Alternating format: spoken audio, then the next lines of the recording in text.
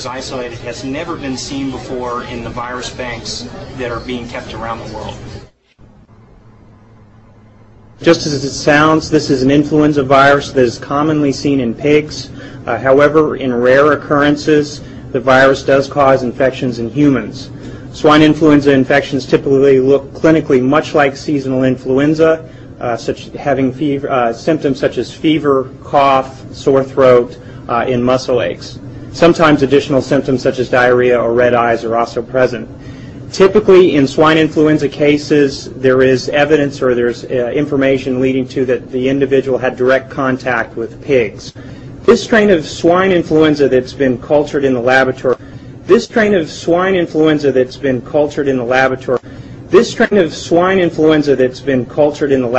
something that's not been seen anywhere actually in the United States and the world. So this is actually a new strain of influenza that's been identified.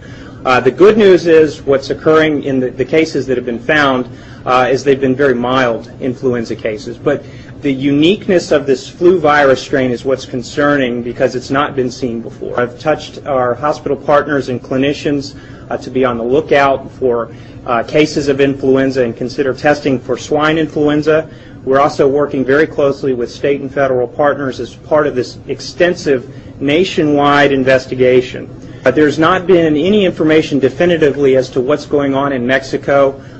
This is an ongoing investigation that actually is both state, national, and international in terms of communication and information. So we really don't have any information that in fact what's going on in Mexico is linked here.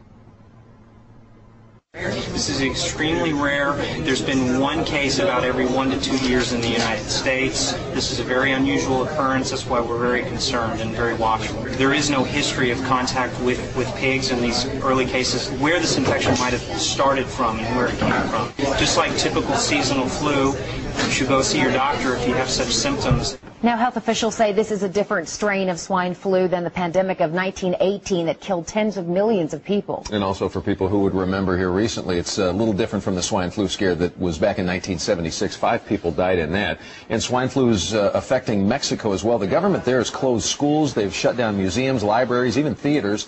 All